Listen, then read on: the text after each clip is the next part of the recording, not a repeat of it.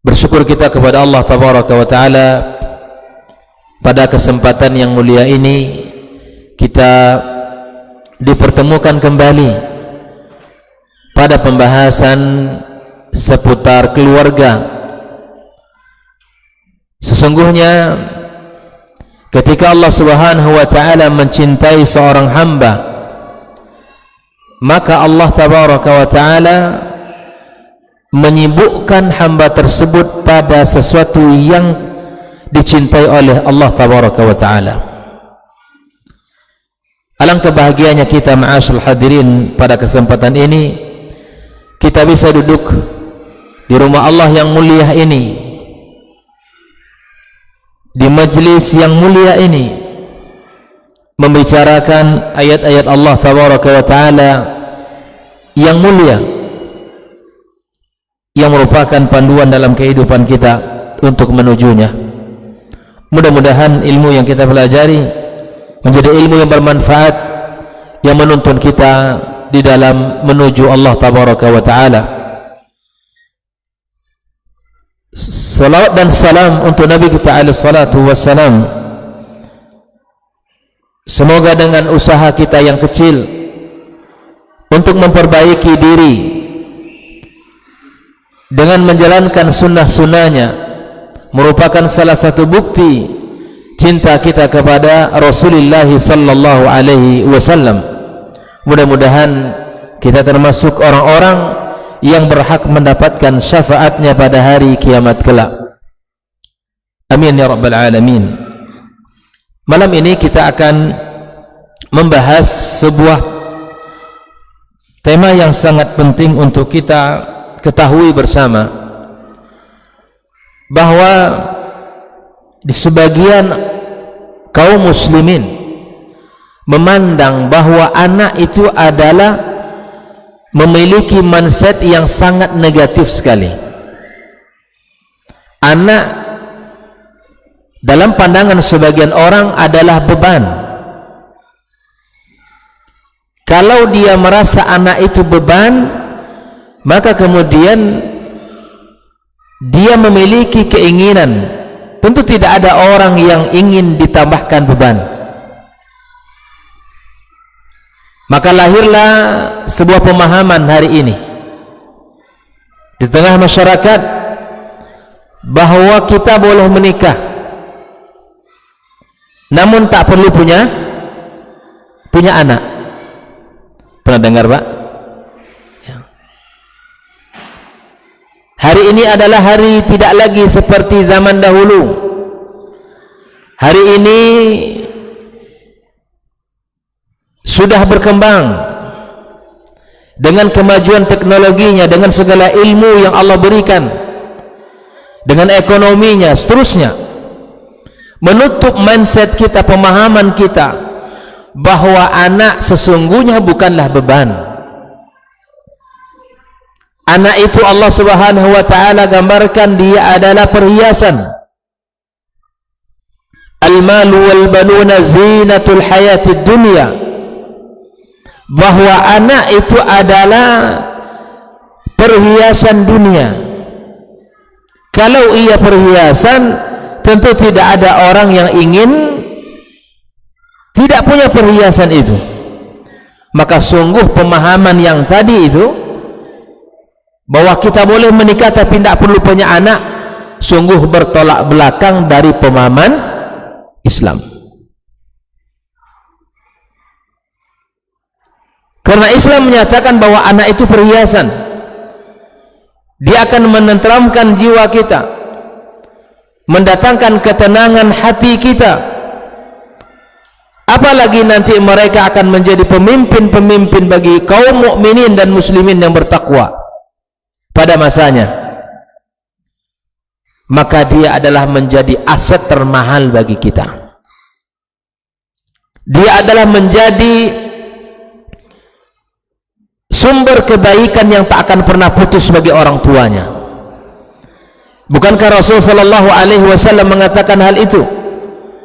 Apabila anak Adam meninggal dunia, maka terputuslah seluruh amal. Salah satu dari tiganya apa? anak-anak yang saleh yang selalu mendoakan orang tuanya. Maka itu kaum muslimin rahimakumullah, kita fahami bahwa anak itu dalam syariat Islam adalah nikmat, dia adalah perhiasan, adalah karunia Allah tabaraka wa taala yang patut kita syukuri, yang patut kita jadikan diri kita bertanggung jawab dengan apa yang telah Allah berikan kepada kita. Oleh itu kaum muslimin rahimakumullah, malam ini kita akan membahas bagaimana cara memperhatikan sisi kejiwaan anak kita. Sesungguhnya di dalam Islam telah dijelaskan dengan terang sekali bagaimana Islam memandu, Islam memberikan arahan bagaimana orang tua memperhatikan dari sisi kejiwaan anak tersebut. Nah, kalau kita sudah tahu sebagai tugas kita sebagai orang tua bertanggung jawab kepada anak-anak kita, maka kemudian kita harus tahu pula bagaimana cara menjaga kejiwaan dan perasaan anak kita. Karena tidak jarang hari ini kaum muslimin betapa banyaknya korban narkoba, anak-anak yang turun ke jalan dengan motornya, kemudian mereka keluar rumah menghilangkan rasa kesuntuan mereka di dalam rumah karena ayah tidak pernah memperhatikan kejiwaan anak, yang tidak peduli dengan kondisi anak, sehingga mereka berteman, ya, bersahabat dengan orang-orang yang ada di luar rumah, bahkan menghabiskan waktu mereka di tempat-tempat games, ya, di tempat-tempat yang di situ jauh dari pendidikan.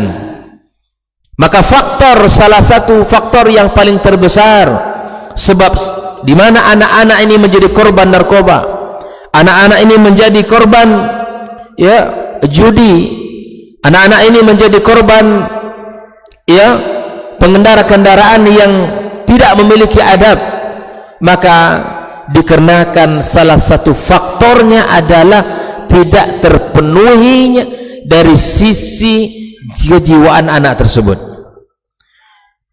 Kita memiliki fisik dan memiliki jiwa. Maka fisik barangkali orang tua sudah memenuhinya dengan makanan, gizi, minuman, ya, seluruh apa yang disukainya diberikan, bahkan tempat tinggal yang nyaman, bahkan dibelikan kendaraan sebelum waktu anak itu memahami kendaraan. Itu adalah sebuah harta yang patut untuk kita jaga. Bahkan mungkin orang tua membelikan HP sebelum saatnya dia faham kalau HP ini gunanya adalah, fungsinya adalah untuk, ya, komunikasi. Di saat-saat seperti itu kaum muslimin, maka terjadilah pergeseran sehingga anak kita jauh dari apa yang kita inginkan. Maka apa saja yang dilakukan di dalam Islam ketika harus menjaga jiwa anak-anak kita? Yang pertama, ma'asyiral hadirin wal hadirat, agar jiwa anak kita ini tenang, agar jiwa mereka ini baik, normal, berada pada alam kita, bukan pada alam-alam yang ada di luar sana. Di antara salah satunya adalah yang pertama, suhbatut tifl. Kita menemani anak kita, kita bersahabat dengan anak kita, kita dekat dengan mereka. Jadikan keberadaan kita dengan anak-anak kita adalah sebagai suhbah. Suhbah itu apa? Sahabat, berteman, menemani dengan setia anak-anak kita. Karena sesungguhnya berteman atau bergaul dengan dekat dengan anak kita adalah memiliki peran yang sangat besar di dalam membentuk jiwa anak-anak kita. Ada orang tua bapak ibu yang rahmati Allah, ya, dia sudah merasa berbuat dekat dengan anak dengan melihat kalau dia sudah memberi, dia kira memberi itu sudah memenuhi hajat kejiwaannya dengan memberikan kendaraan, dengan membelikan HP dan seterusnya, membelikan baju dan segala kebutuhan fisik, dia sudah merasa kalau itu sudah cukup untuk memenuhi keperluan kejiwaan anak itu. Nah, mari kita lihat bagaimana Rasulullah sallallahu alaihi wasallam menjaga kedekatan dengan anak-anak di masa dahulu. Wa kana Rasulullah sallallahu alaihi wasallam yashabul atfal, menemani, bersahabat dengan anak-anak.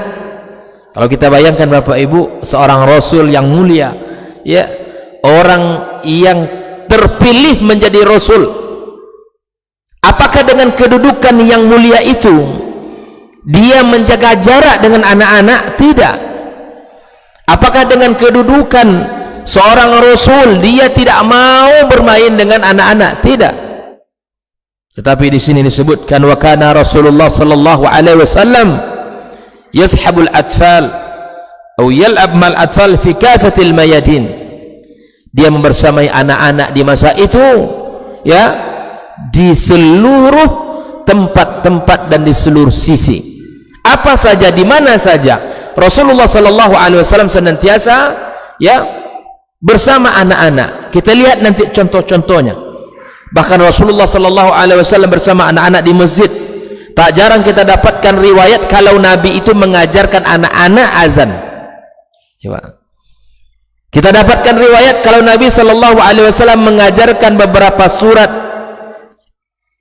kepada mereka di dalam masjid. Tak jarang kita dapatkan Rasulullah sallallahu alaihi wasallam di atas kendaraan dia memberikan nasihat kepada anak. Kita dapatkan riwayat ketika di depan hidangan makanan Nabi juga memberikan nasihat kepada anak. Bayangkan kaum muslimin, di seluruh sisi kehidupan ini kita dapatkan potret keindahan Rasulullah sallallahu alaihi wasallam bersama anak-anak di masa itu. Apalagi dengan anak kandungnya, dengan cucunya. Itu sungguh sangat dahsyat kisah-kisah yang kita dapatkan. Kalau hari ini ada orang tua yang masih mengira anak kalau dia memegang kepala ayah itu aib misalnya, atau anak dinaikkan ke atas pundak lalu anak memegang kepala ayahnya, itu di sebagian orang tua hari ini memandang itu adalah aib. Tak sopan anak kamu nih memegang kepala orang tua. Taib. Rasulullah sallallahu alaihi wasallam, ya, cucunya bermain bersamanya. Bahkan Rasulullah itu seperti kendaraan bagi cucunya. Dan ketika itu Rasulullah melayani bagaimana cucunya itu bermain dengannya. Ya, Rasulullah layaknya seperti kendaraan kuda baginya. Naik di atas punggungnya Nabi sallallahu alaihi wasallam. Rasul layaknya seperti, ya, kendaraannya. Maka disinilah bagaimana Rasul mencontohkan kalimat yang sangat indah. Apa kata Rasul sallallahu alaihi wasallam? Kamu adalah sebaik-baik penunggang nak. Itu kepada cucunya. Tapi perlu kamu ketahui bahwa ada yang paling hebat darimu. Tentu anak ini bertanya, cucu ini bertanya, siapa yang paling hebat dari saya? Apa kata Rasulullah sallallahu alaihi wasallam? Adalah ayahmu.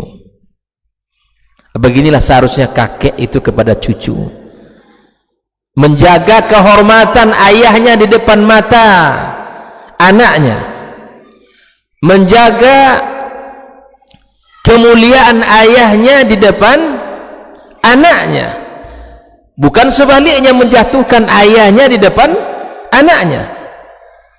Kamu ini cucu yang baik, sejak kecil sudah ke masjid. Dulu ayah kamu waktu seumur kamu tidak pernah ke masjid. Ini baik apa enggak nih? Ini butuh ilmu Bapak Ibu kaum muslimin. Kelihatannya sepele Pak, tapi itu memberikan asar yang sangat dalam jiwa anak. Jangan pernah kita rendahkan kedudukan ayahnya di depan dia. Kalau sering kita sebut dengan bahasa qudwah, ya, tauladan, jangan pernah dilecehkan ayahnya di depan anak kita, depan cucu kita. Jaga kehormatan ayahnya sehingga nanti dia segan, sehingga dia memuliakan orang tuanya. Hari ini kan asal kita menikah, yang laki-laki disebut suami, yang perempuan disebut istri. Asal anak kita, ya, asal kita sudah punya anak, maka kemudian kita disebut ayah, yang istri kita disebut ibu. Dan ketika anak kita sudah punya anak pula, maka secara otomatis kita disebut kakek, dan istri kita disebut nenek. Namun bagaimana kedudukan, tugas mulia seorang ayah atau seorang suami, ya, seorang bunda dan seorang istri, atau seorang kakek dan nenek dalam Islam, sungguh terkadang ini masih jauh dari bekal, sungguh masih jauh dari yang seharusnya. Maka kita lihat bagaimana Islam menjaga jiwa-jiwa anak kita dengan bersahabat, berteman dengannya. Bagaimana anak itu nyaman dengan kita, bagaimana anak itu dekat dengan kita. Kalau ayahnya pulang disambut, ayahnya tak lama atau ayahnya sudah berapa lama tidak kelihatan, mungkin dinas keluar kota, menjadi rindu hatinya untuk melihat wajah ayahnya. Tapi kalau ada ayah ketika dia pulang, anaknya lari ke kamar melihat wajah ayah, ini tentu hal yang perlu kita khawatirkan terhadap diri kita. Mari kita lihat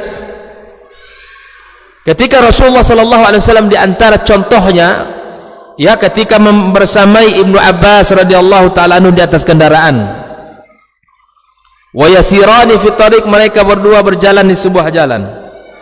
Kemudian suatu ketika Rasul sallallahu alaihi wasallam menemani anak pamannya Ja'far,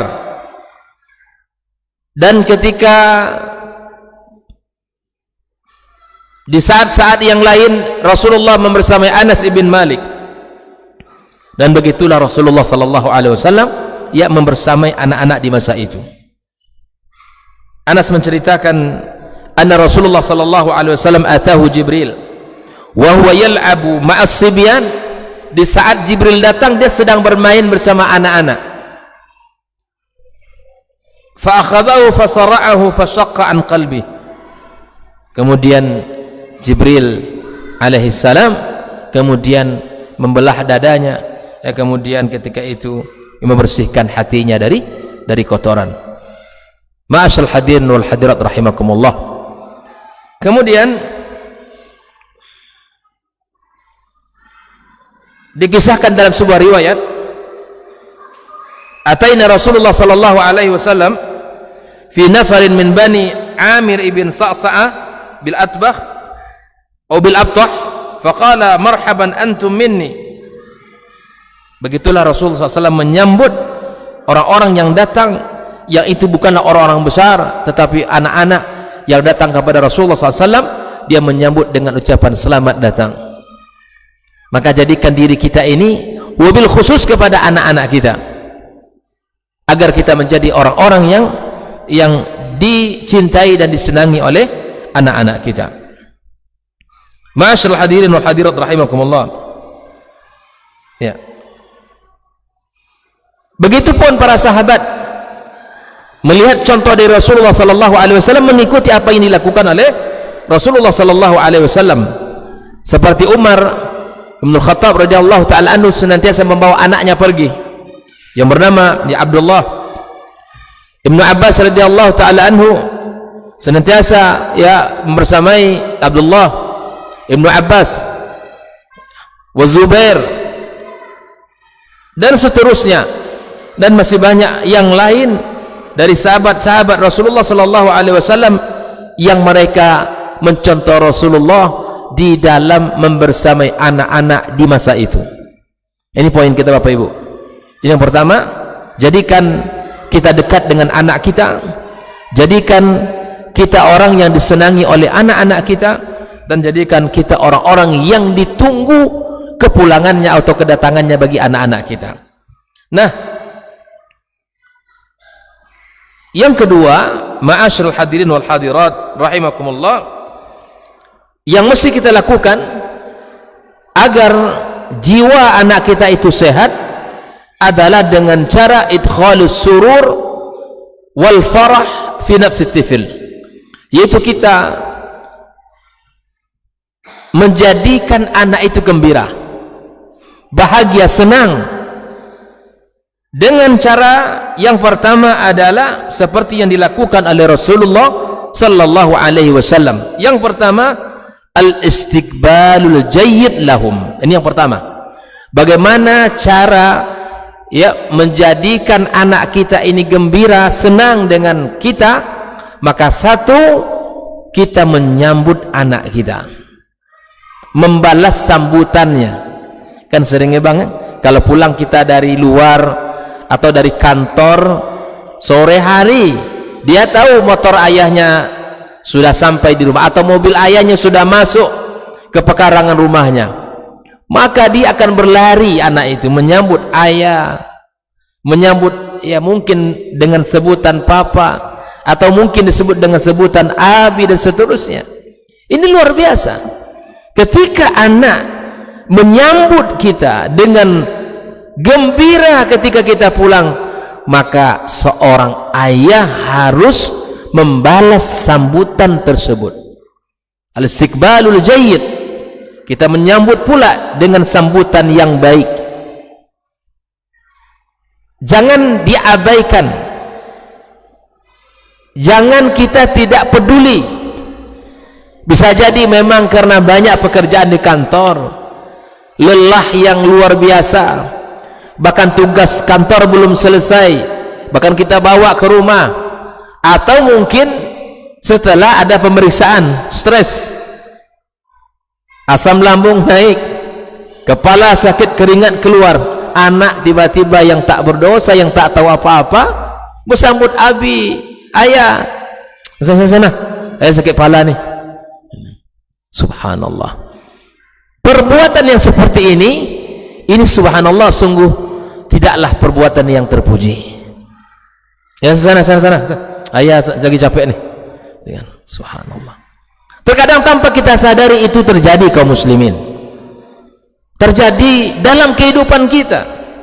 Maka Rasul sallallahu alaihi wasallam yang mengatakan bahwa melakukan dengan cara al-istiqbalul jayyid, kita menyambut anak kita pula dengan sambutan hangat sebagaimana dia menyambut kita, walaupun mungkin tumpukan pekerjaan, tugas yang banyak yang menghinggap di pikiran kita, bahkan bapak ibu, bapak semua bawa pekerjaan kantor ke rumah, tapi kemudian itu tidak membuat kita untuk tidak menyambut sambutan anak-anak kita.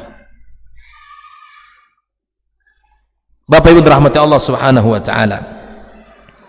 Yang kedua, yang membuat hati anak kita gembira adalah taqbiluhum wa mumazahatuhum, dengan cara mencium, cium keningnya, cium jidatnya, dan kita candakan. Jadilah ayah yang akrab dengan anak, lembut dengan anak. Makanya ketika ada seorang sahabat yang bernama Aqra' ibn Habis, dia memiliki 10 anak. Dia menyampaikan kepada Rasulullah, Rasulullah, aku memiliki 10 anak, tak pernah aku cium satu pun dari mereka. Dia orangnya jaga jarak, tidak dekat dengan anaknya, dia menganggap itu tidak perlu. Tapi ketika Rasulullah sangat dekat dengan cucunya, dengan anak-anak yang ada di sekitarnya, maka sampai dia mengatakan, aku memiliki anak 10 orang, tak pernah aku cium satu pun. Bagaimana tanggapan Rasul sallallahu alaihi wasallam, kaum muslimin? Maka Nabi mengatakan, man la yarham la yurham, yang tak pandai berkasih sayang, dia takkan disayangi pula. Kisah yang masyhur di zaman Umar ketika dia menjadi khalifah, dia minta kepada salah seorang untuk datang yang akan dilantik menjadi salah satu pemimpin di kabilahnya.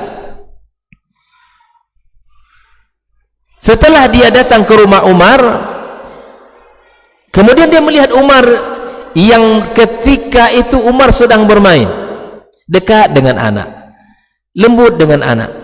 Bayangan dia Umar itu kan apa Pak? Umar itu sangat keras, tegas, ditakuti, tak ada orang yang bisa dekat dengannya. Tapi dia heran melihat Umar ketika itu. Wahai Amirul Mukminin, engkau bermain dengan anak-anak. Itu tuh pertanyaan yang tidak berkualitas ya. Umar mengatakan, apakah engkau tidak punya anak? Aku punya anak, tapi aku tidak pernah bermain dengannya. Kata Umar, kalau begitu kamu pulang saja. Kamu tidak perlu, tidak jadi dilantik. Kamu tidak pantas menjadi pemimpin. Pulang. Apa kata Umar? Kamu kepada anak yang merupakan darah daging kamu saja tak pandai berkasih sayang, apalagi kepada rakyatmu yang bukan darah dagingmu. Pulang. Begitu dulu Pak.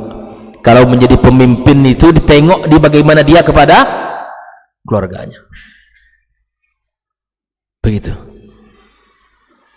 Bagaimana dia bersikap kepada anak dan istrinya. Bukankah Rasulullah SAW mengatakan, khairukum li ahlikum wa ana khairukum li ahli.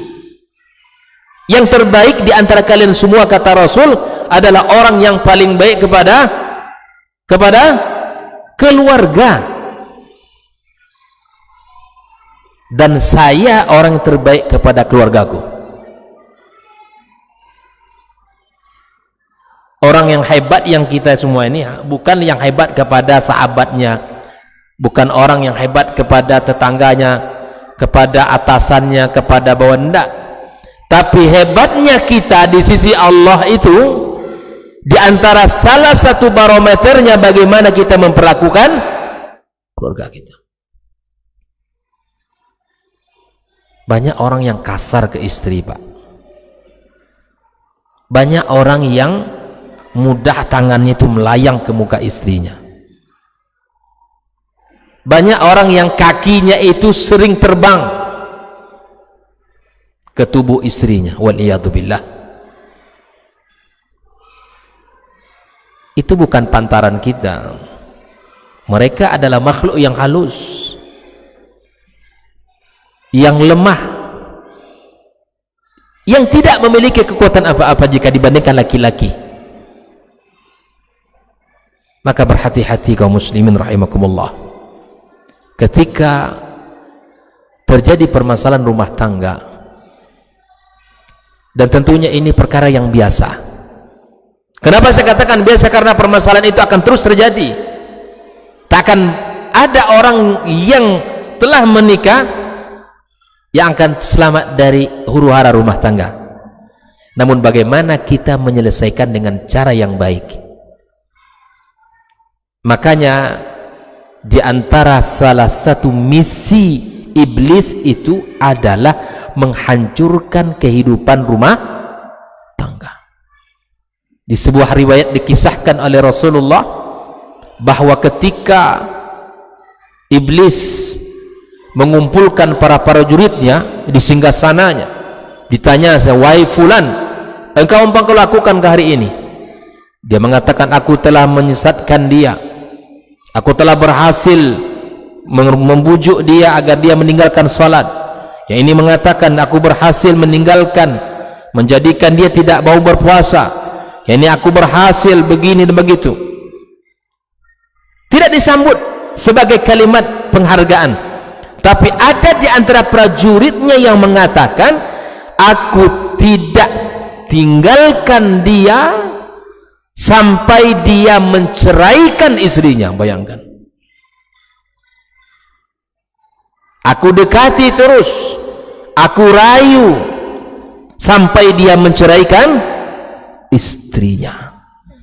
Apa kata panglimanya iblis? Anta ni'mal jund, kamu itu sebaik-baik prajurit, karena kamu berhasil memisahkan dua insan yang beriman yang telah diikat dengan sebuah ikatan mitsaqan ghalidha, ikatan yang kuat, kata Allah Subhanahu wa taala. Kamu berhasil memisahkan kebaikan-kebaikan dari dua manusia ini. Maka berhati-hati, Pak. Andai terjadi permasalahan rumah tangga, kita khususnya para kaum laki-laki ini jangan cepat-cepat untuk mengancam dengan kata tolak.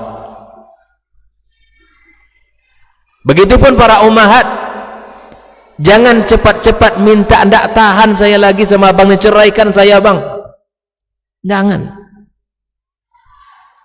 Bukankah Allah telah menyebutkan di dalam Al-Quranul Karim bagaimana cara kalau terjadi huru hara itu? Kalau kita berdua tidak bisa lagi menyelesaikan, apa kata Allah? Hadirkan satu hakim dari keluarga laki-laki dan satu hakim dari keluarga perempuan. Hakim tentu orang yang bijak, orang berilmu, ya, bukan ini terjadi masalah apa yang dilakukan, ya, membuat sebuah pertemuan yang laki-laki membawa keluarganya, yang perempuan membawa keluarganya. Kalau sudah dua keluarga besar bertemu, yang satu membanggakan pamannya, yang satu membanggakan abangnya yang kaya, yang ini yang pejabat, yang ini yang konglomerat, yang ini adalah orang berpangkat, yang sebelah sana pun tak akan kamu kalah. Kami juga orang hebat, kami juga keluarga pejabat, kami juga orang kaya. Ketemu tidak kira-kira hal seperti itu? Makanya ikuti arahan Al-Quran, panduan Al-Quran. Datangkan satu hakim, satu saja dari pihak laki-laki, dan datangkan satu hakim dari pihak perempuan. Dengarkan cerita, apa berita yang ada di sana, apa yang berita yang ada di sana, kompromikan. Kata Allah, iyurida islahan yuwaffiqillahu bainahuma. Andai kedua-dua ini menginginkan islah, apa itu islah? Perdamaian, kebaikan, maka Allah akan berikan taufik. Maka itu, ma'asyal hadirin rahimakumullah, ini cara yang kedua agar hati dan jiwa anak kita ini baik, dengan cara menciumnya. Cium anak kita, Pak, pagi, petang, mau tidur. Yang ketiga, ini cara yang ketiga, mashuru usihim, yaitu dengan cara mengusap kepala anak kita. Subhanallah. Jangankan anak, Pak, kita saja yang dah besar nih, diusap kepala awak sama orang tua kita, apa rasanya? Nyaman ya, Pak? Ya Allah, nah, bujang. Subhanallah. Apalagi anak-anak, dia sangat membutuhkan seperti itu, membutuhkan sentuhan fisik, disambut dia, kemudian dicium jidatnya, kemudian kita usap kepalanya. Ini adalah cara-cara bagaimana, ya, agar menyehatkan jiwa anak-anak kita. Yang keempat, kaum muslimin, hamluhum wa wad'uhum fi hijrihi syarif. Di antara cara Rasulullah sallallahu alaihi wasallam adalah menggendong anak itu, ya, dan bahkan diletakkan oleh Rasulullah SAW di pangkuannya. Nah, ini. Jadi terkadang orang tua, khususnya ayah ini, kalau ibu mungkin sering gendong ibu, ya. Tapi kalau para suami terkadang banyak alasan, tidak mau gendong, jalan aja kamu. Nah, ingin mendidik maksudnya kan, jalan-jalan, ayah lagi capek nih, gitu kan. Tapi sesungguhnya anak itu, kalau bahasa orang Melayunya, menumpang manja sama ayahnya. Lebih baik dia menumpang manja sama kita daripada orang lain. Kalau menumpang manja sama orang lain, Masya Allah, ya, jangan sampai anak kita ini lebih nyaman kepada orang lain daripada kepada ayahnya.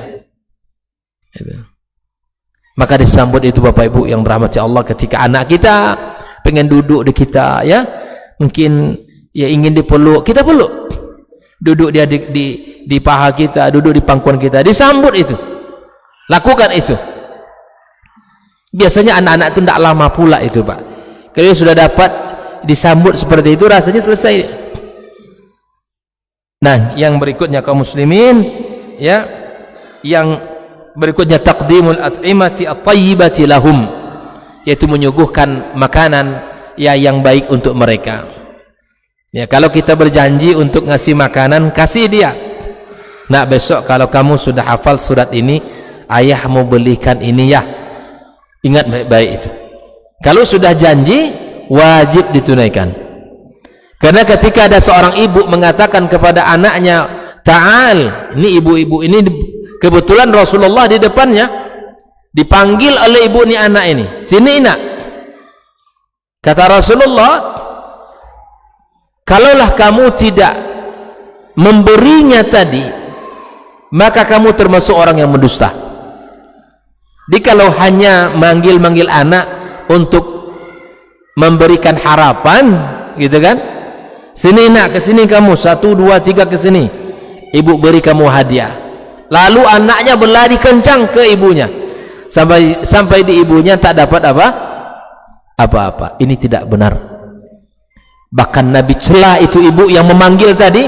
Andai kamu tidak memberikan kepadanya sesuatu, maka kamu telah menjadi seorang pembohong. Kamu telah berbohong kepadanya. Jadi tidak boleh kita memberikan harapan kosong kepada anak kita. Kalau nanti kamu juara kelas nak, kamu dapat hadiah dari ayah. Apa tuh ya? Insya Allah ada hadiahnya. Itu kan? Ya berikan. Tapi kalau sudah kita sebutkan sesuatu padanya, maka berikan apa yang telah kita lafazkan itu. Namun ya kalau seandainya kita tidak mampu, kita sampaikan uzur itu ada gitu. Ayah kebetulan bulan ini nak, masya Allah banyak kebutuhan, ini yang ayah sanggup untuk memberikan. Itu tidak ada masalah. Maka perhatikan ucapan kita kepada anak kita, jangan sampai ya menyelisihi. Bahkan di sebagian ulama pendidikan mengatakan, ibu-ibu kalau menggendong anak misalnya, ya membuat anak supaya nyaman, tidak menangis, lihat nak ada cicak sana, tidak ada cicak di situ. Ini sebagian para ulama itu tidak boleh. Itu sama saja kita menanamkan bibit-bibit kebohongan. Tengok cicak itu besar situ, tidak ada cicak situ, misalnya begitu. Tengok anak ayam, masya Allah besarnya ayam tuh, cantik bulunya. Ayam tidak ada. Anak ini kan kalau dipalingkan biasanya, ya kalau dipalingkan pandangannya, biasanya diam kan. Oleh itu kaum muslimin, ini tidak boleh kita lakukan lagi. Ya, tidak boleh kita lakukan. Kalau ingin menghibur, ya hibur dengan sesuatu yang nyata, sesuatu yang betul-betul ada. Jangan diberikan harapan-harapan kosong. Ya, jangan dihibur dia dengan hiburan ya kebohongan, sehingga itu akan menumbuhkan bibit-bibit ya anak itu suka berdusta. Nah, tiba-tiba anaknya berdusta, pusing orang tuanya, siapa pula yang mengajarkan anak berdusta, padahal dia tidak sadar dia telah menanamkan bibit-bibit itu. Ada lagi yang parah, ayah pulang kerja capek, berpesan pula sama anaknya, nak, kalau ada orang yang mencari ayah, bilang ayah tidak ada. Wah, parah lagi. Kebetulan tiba teman ayahnya, assalamualaikum. Waalaikumsalam. Mana ayah nak? Ayah bilang ayah tak ada, tapi ayah tidur. Oh, ini lebih parah lagi. Bilang saja nanti kalau ada teman ayah, nak, bilang nak, ayah butuh istirahat, selesai urusan. Tidak kita berbohong dan kita menyampaikan, mengajak anak kita berdialog. Ada nggak KGP ya? Ya. Ini kita dapatkan seperti itu. Atau berdering HP ayah, nanti bilang jawab ya, ayah tidak ada, ayah lagi ngorok. Subhanallah. Itu sesuatu yang harus kita perhatikan kaum muslimin, sehingga ya kita ya menjadi orang-orang yang subhanallah ya jujur dengan pendidikan anak kita. Yang terakhir kaum muslimin, al-aklu ma'ahum ya makan bersama anak kita. Inilah 6 cara yang dilakukan Rasulullah sallallahu alaihi wasallam agar ya anak kita ini gembira. Kita ulangi, yang pertama adalah menyambut anak kita dengan sambutan hangat sebagaimana dia semangat menyambut kita. Yang kedua adalah mencium anak kita, ya, mencium anak kita dan bercanda dengannya. Jadilah orang tua yang lentur, yang lembut, tidak kaku kepada anak. Yang ketiga adalah dengan cara mengusap kepalanya. Yang keempat adalah menggendong, bahkan mendudukkan anak kita di pangkuan kita. Kemudian yang kelima adalah dengan menyuguhkan makanan-makanan kesukaannya, tentu makanan yang baik ya dalam pandangan Islam. Yang terakhir, yang keenam adalah berusaha untuk ya membersamai anak kita di dalam makan. Dimakan itu bersama anak kita. Kalau perlu kita ya dekat dia dan sepiring dengannya, tidak ada masalah. Akan banyak manfaat yang akan didapatkan oleh anak kita melalui pendidikan kebersamaan itu. Anak kita merasa nyaman dengan kita, dekat dengan kita. Kita akan nampak kalau ada mukhalafah, mungkin dia minum dengan tangan kiri atau nyuap nasi dengan tangan kiri. Di saat itulah kita memperbaiki kesalahan-kesalahannya. Mudah-mudahan apa yang kita bahas pada malam ini yang menjadi ya perbaikan dan bahan untuk kita bersama di dalam menjadikan diri kita orang-orang yang ya bisa mempersiapkan diri dan generasi di masa yang akan datang lebih baik dari apa yang telah kita lakukan. Wallahu taala alam. Semoga Allah berkahi pertemuan ini. Subhanakallahumma bihamdik asyhadu an la ilaha illa anta astaghfiruka wa atubu ilaik. Wassalamualaikum warahmatullahi wabarakatuh.